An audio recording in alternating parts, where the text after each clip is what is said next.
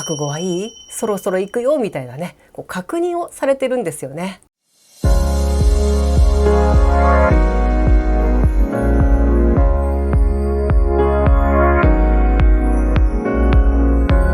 はい、皆様こんにちは。大福まめこです。いつもご視聴ありがとうございます。今回は引き寄せの法則 Q&A の2回目ということで、皆様からのご質問にお答えしていきたいと思います。ぜひ最後までご覧ください。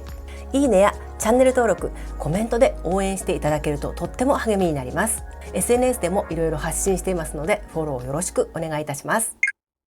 はい、では今回も引き寄せの法則 Q&A2 回目ということで、皆様からのご質問にお答えしていきたいと思います。ご質問の内容は実際にいただいたものを短くまとめております。またなるべくたくさんの方の参考になるようなご質問を選ばせていただきました。今回せっかくご応募くださったのにお答えできなかった方は本当に申し訳ありません。ですが全部読ませていただきましたので、今後の動画作りの参考にさせていただきたいと思います。応募してくださった皆様、本当にありがとうございました。次回でラストになる予定です。さあ、それでは Q&A の2回目、早速行ってみましょう。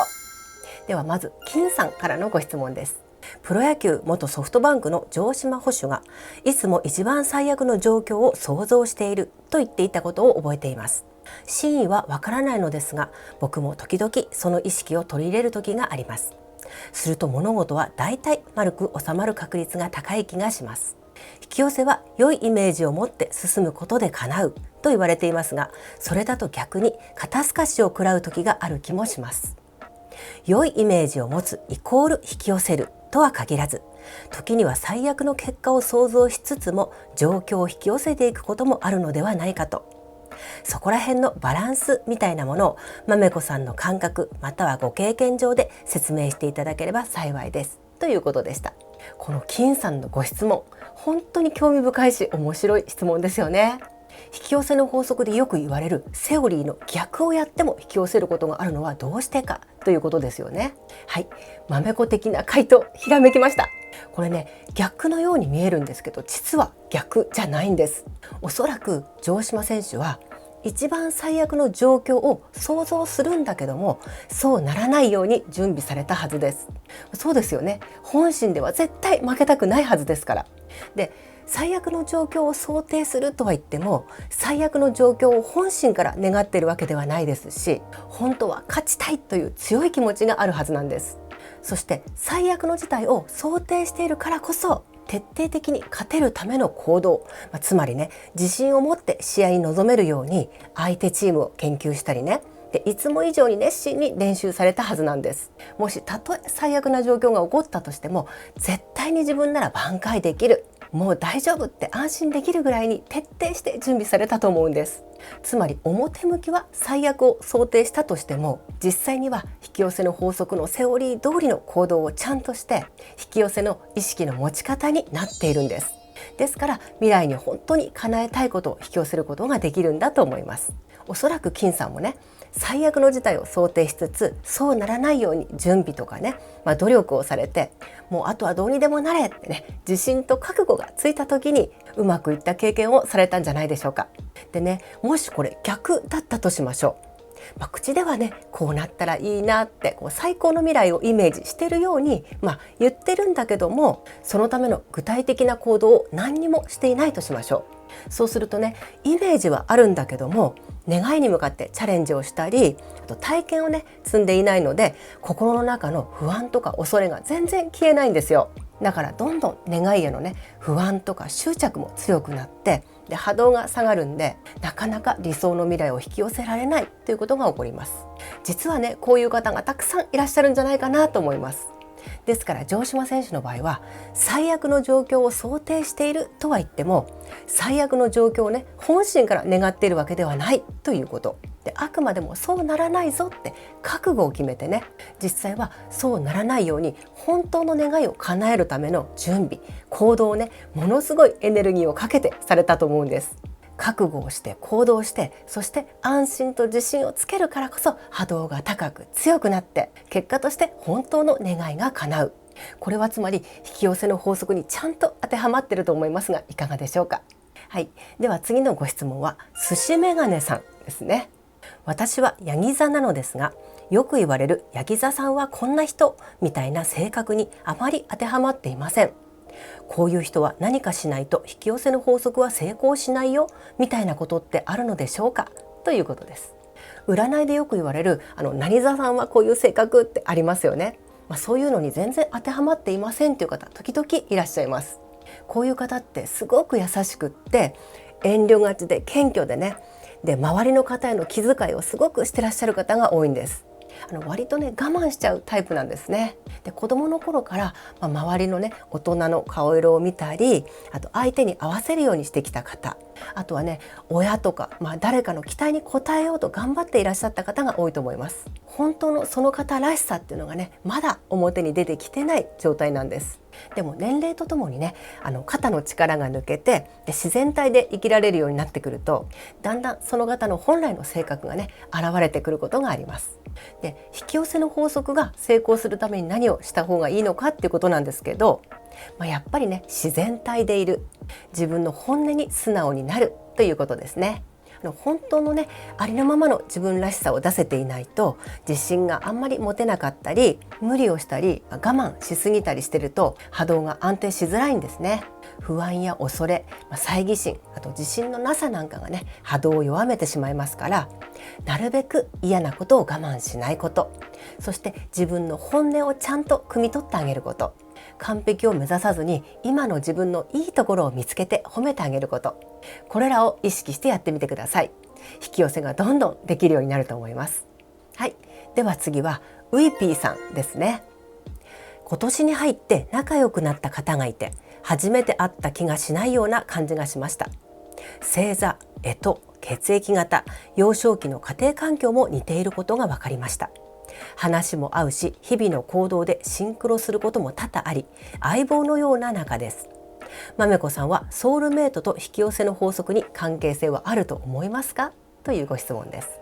引き寄せの法則は類は友を呼ぶの類友の法則なんて言われますね。出会う人はみんな波動の法則で引き寄せ合っています。ですからソウルメイトももちろん引き寄せだと思います。運命論もありますけど、運命すら意識や行動のエネルギーで変えられますからね。ちょうどベストなタイミングでお互いの波動が共鳴して出会って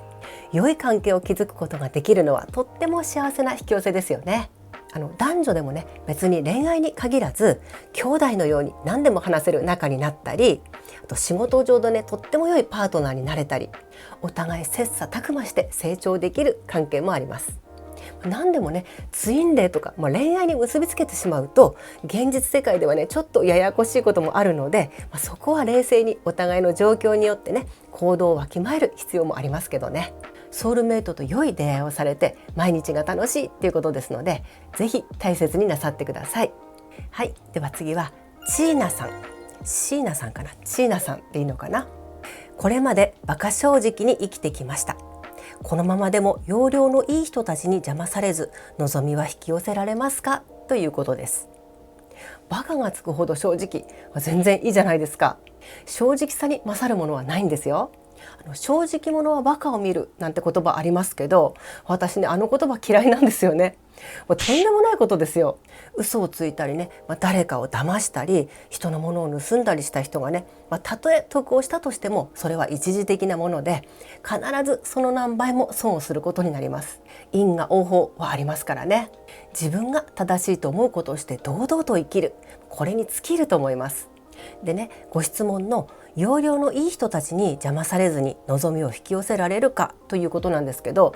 そういう人たちがいてもご自身のね引き寄せに全く問題はないです。ただそういう人に意識を向けてねイライラばっかりしてるとやっぱり波動が下がってしまうので引き寄せはしづらくなりますね。相手だけのせいじゃなくて全ては自分次第ですからね。人は人、自分は自分って考えて外側でなく自分の内側に意識を向けましょう。そしてね、なんで要領のいい人を邪魔だって思うのか、そこにねヒントが隠されているような気がします。もちろんね法的に、道義的倫理的にダメなもんはダメなんですよ。でもね要領のいい人が悪で、正直な自分は善っていうねこの白黒思考ではっきりパッキパキに分かれてしまうと自分の中に敵を増やすことになっちゃってね、すっごい疲れるんですよ。そしてね、本当の正直さがあるんだったら自分の気持ちにも嘘をつかないことが大事ですよ。嫌なことは嫌だって意思表示をすることも時には大切なんです。あとはね、ただ容量がいいだけの人が、別にそこまで悪いことじゃないってこともあるんですよ。例えばね、出世したいがために上司にゴマばっかり吸ってる人がいるとしましょうか。で、見てるとね、アホらしいし、なんかムカつくかもしれないんですけど、その人なりの処世術なんですよね。だから別にね、やりたいならやらせておけばいいんじゃないでしょうか。そしてね、自分がそういうことをしたくないんだったらやらなければいいだけです。自分の選択は自由ですからね。で、そういうのを見てイライラしてるのが一番良くないんです。で、そういう人が、自分の邪魔になるって思うのはね、自分の意識の持ち方の問題であって、で、気にしなければ自分のやりたいことはできると思うんですね。そんな人のことがもう目に入らなくなるぐらい自分のやるべきことに集中することが大事かなと思います。そしてね、あなたを邪魔しようとする人がみっともなく見えちゃうぐらいいい仕事をして結果を出せばいいんです。結局ね、仕事で周りを納得させるのが一番なんです。必ず誰かが見てくれてますし、光が当たります。そして邪魔をしようとする人は誰もいなくなります。だって恥ずかしいでしょ。出る杭は打たれるなんて言いますけど、もう突き抜けてしまったらもう打たれません。はい、では次のご質問、さゆみさんですね。まめこさんの動画で知識をインプットし、今あるものに感謝し、ポジティブな言葉を使って自分自身の意識も少しずつ変わり、小さな奇跡が引き寄せられるようになっています。ですが、生きるのがしんどくなったり、現状に満足はしているけど周りの目ばっかり気にしてしまう自分に疲れてしまいます。気持ちが沈んだ時、周りと比較したり周りの目が気になる時の心の持ちよう、対処の仕方が知りたいです。まめこさんの動画でありのままの自分を受け止める、どんな自分も素晴らしいというのは学んでいるのですが、他にもあれば教えていただきたいです、ということです。人と比べてしまう、人の目が気になるということなんですけど、先ほどのね、お答えでもお話ししましたように、自分は自分、人は人なんです。つまり自分軸を持つということが大事ですね。自分の人生の責任をね、誰かが取ってくれるわけではないので、別に人にどう思われようと自己責任でね、自分のやりたいことをやって生きればいいと思います。人目を気にしてね、何かをやらずに後で後悔したとしても、誰も責任を取ってはくれないんです。これ親でも責任取れませんからね。何があっても全ては自己責任だっていう覚悟は必要なんですけど、周りの目を気にする必要はないと思います。他人と比べることってね、本当に意味ないんですよ。人生のピークがいつだとかね、何をもって幸せだと感じるかって人それぞれじゃないですか。ですから自分がね、幸せだと思えればそれで十分なんじゃないでしょうか。もしね、比べることに意味があるとしたら、過去の自分ですかね。過去より今の自分が最高だって思えるような生き方をする、もうこれだけじゃないですか。でね、あの頃が良かったなとか、あの頃に戻りたいなって思ってしまうのは、今が幸せだと思えないからです。今の状況の中に幸せを見つけることができれば、どんな小さな幸せでもね、見つけることができれば、未来の幸せをまた引き寄せることができます。いちいちね、周りと比較して優劣とか勝ち負けとかね、お金があるとかないとか、自分で勝手に判断してね、ストレスを抱えてるのってしんどくないですか？ですから周りは見ない、自分に集中するということが大事だと思います。私もね、他のスピリチュアルの YouTube 見ませんよ。だってね、見たら比べちゃいますもんね。ですから見ません。そしてね、全部が全部人に勝てるわけはないんで、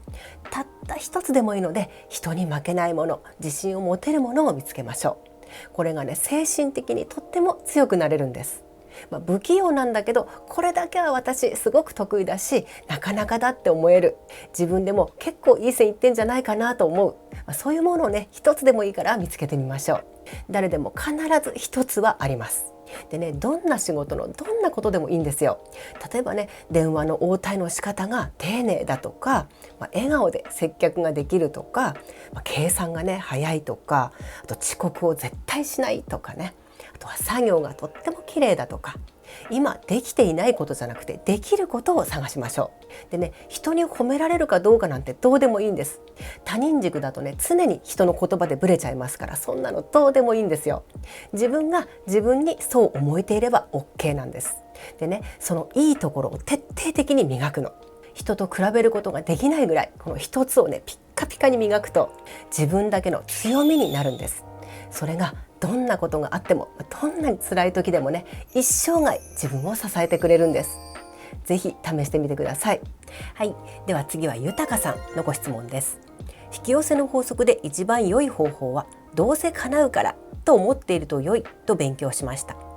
まだ叶わない場合は執着を手放し神視点で見てみて実行に移せば良いのでしょうかということです。はい、その通りです。どうせ叶うから大丈夫って信じて願いへの執着を手放して願ったことを忘れてしまうぐらい目の前のことを楽しみながら行動し続けるということが大切なんです。引き寄せには叶うまでのタイムラグというものがあります。願っていることと今の自分のエネルギーの差によってこの長さは違ってきます。願いを叶えるために必要な学びが多ければ多いほどこのタイムラグは長くなります。それこそ10年、20年またはそれ以上かかる人もいます。でも逆に言うとね、諦めずに行動し続けて必要な学びが全て終われば必ず叶うとも言えるんです。じゃあね、その叶うまでずっと同じことをただただ繰り返していけばいいのかっていうとそういうことじゃないんですよ。その時々にやってくるサインに従ってね、風に乗っていくっていうのがコツなんです。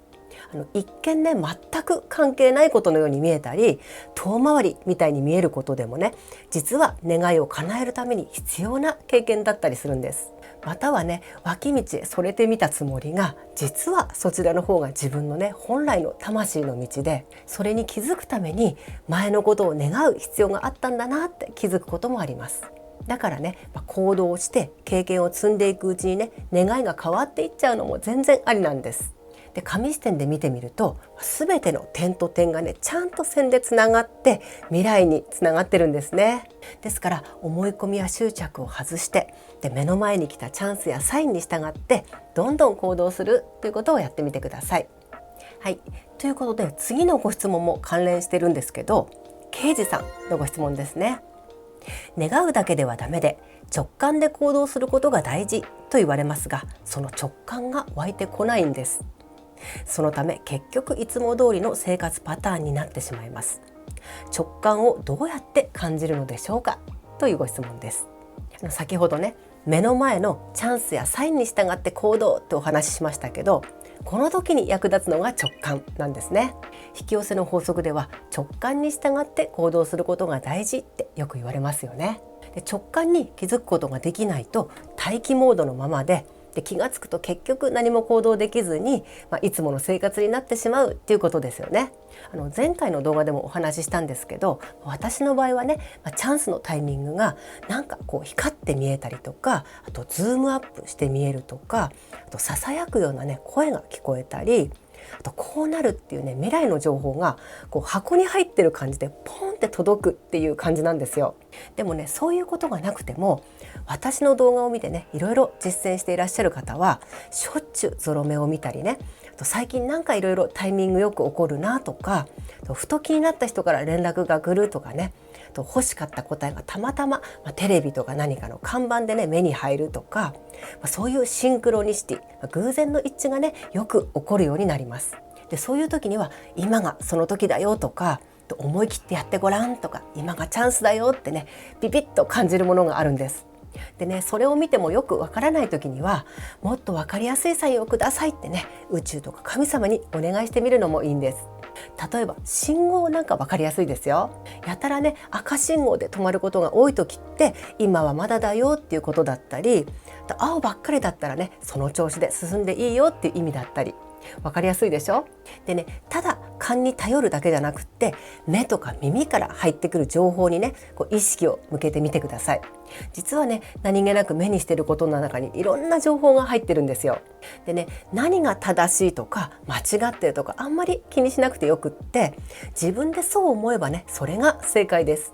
何があろうと自分が信じた道がベスト、そう思えば間違いないでしょう。それでね、もし何か失敗したり挫折するようなことがあったとしても経験しておくべき必要な学びなんですね。そして改めるべきことを気づかされてるんです。なので起こることはすべて必然です。自分の感覚を信じてね、すべてのことからサインを読み取ってください。直感を受け取る方法の動画も出しているので、またよかったらご覧ください。はい、では今回の動画の最後のご質問、じいじさんですね。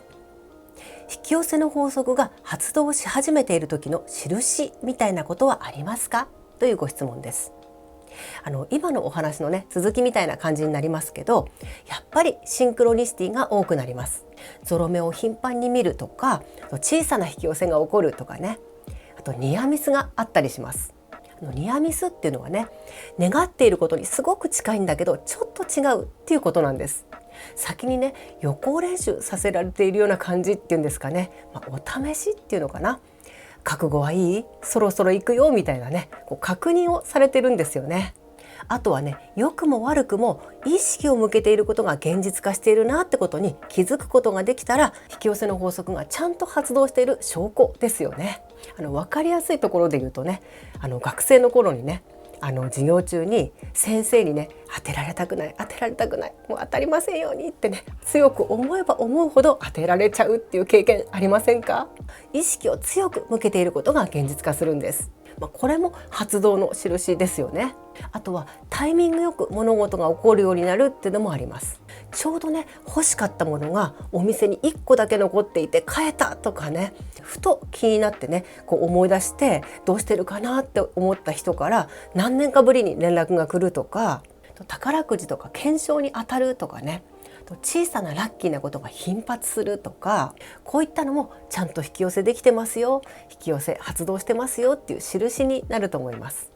私のね動画を見るようになってから宝くじが当たるようになりましたって人結構いらっしゃるんですよ。やっぱりね波動が上がって引き寄せがね発動している印なんじゃないでしょうか。でね、これがもう当たり前のようになってくると、まさにゾーンに入ったような状態になります。でこのひとたびね引き寄せのゾーンに入ってしまうと、願ったというほどでもない時に、ちらっと思っただけでね現実化しちゃったり、願っていた以上、想像を上回るようなすごい形で叶ってしまうっていうこともあるんです。これは私の過去動画でね、引き寄せ以上の引き寄せ、宇宙からのギフトっていうシリーズがありますので、またよかったらご覧ください。あとね、私最近